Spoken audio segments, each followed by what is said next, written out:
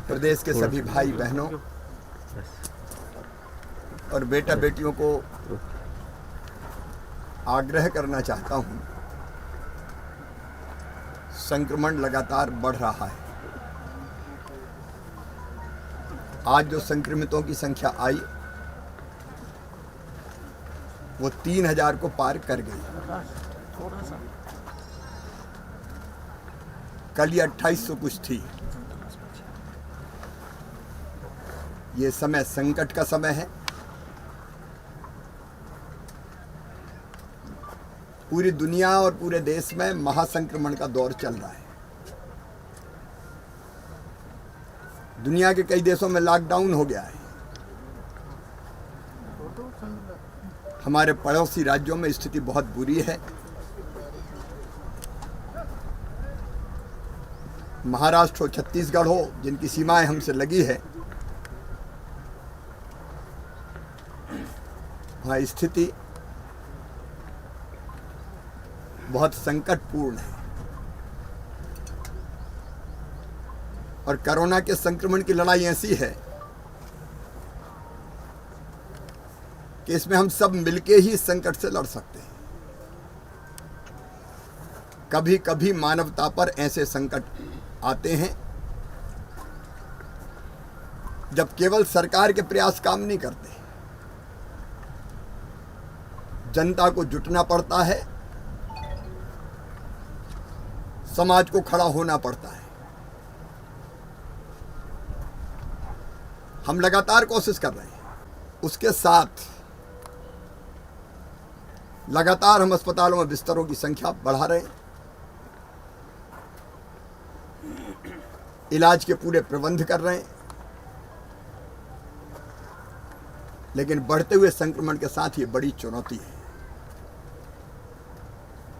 हमारे corona warriors,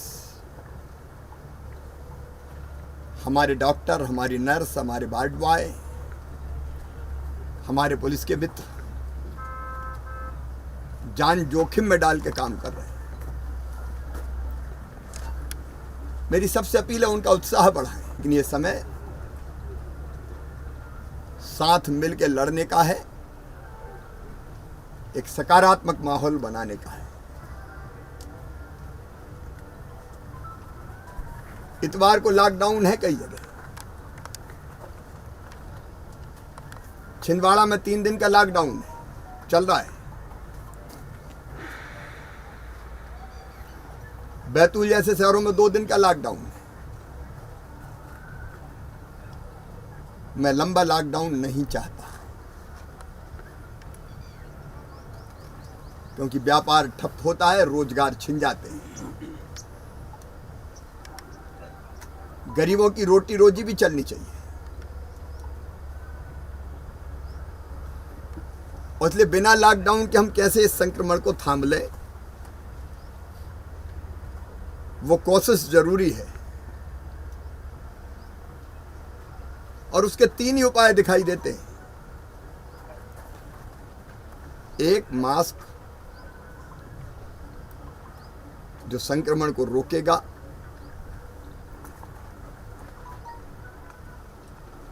दूसरी, सुरक्षित दूरी। और तीसरा, टीकाकरण, वैक्सीनेशन। हम तीनों मोर्चों पे काम कर रहे हैं।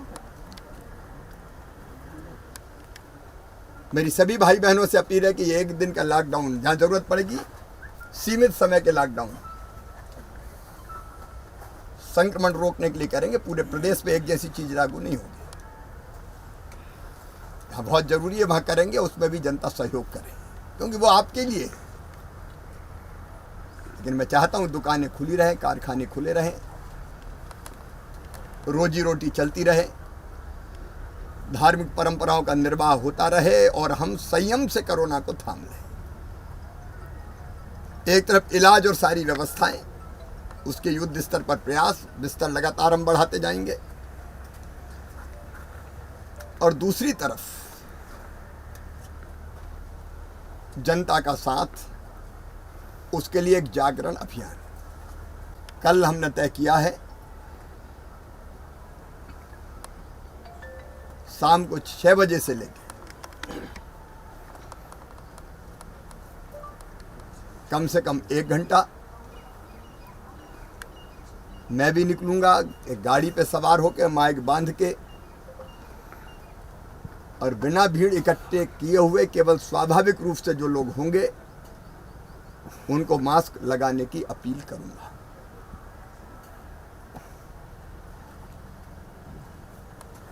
सभी धर्मगुरु, समाजसेवी संगठन, राजनीतिक दल, सबको ये प्रयास करना पड़ेगा कि लोग मास्क लगाएं। और मास्क के मामले में भी हम कुछ चीजें कर सकते हैं। मास्क नहीं तो बात नहीं। दोस्त है तो कह सकते हैं कि मास्क लगा तो बात होगी। मास्क नहीं तो सामान नहीं, दुकानदार कह सकता है। और दुकानदार ने मास्क नहीं लगाया तो उसके यहां से सामान नहीं खरीदना। मास्क है, प्याज नहीं कि जेब में रख लो। कुछ लोग दाढ़ी में लगा लेते हैं, कुछ लोग जेब में रख लेते हैं। मास्क फेस में लगाने के लिए। तो मास्क लगाने के आह्वान को लेके कल मैं निकलूंगा। अलग अलग दिन धर्मगुरुओं के साथ चर्चा, समाज सेवियों के साथ चर्चा,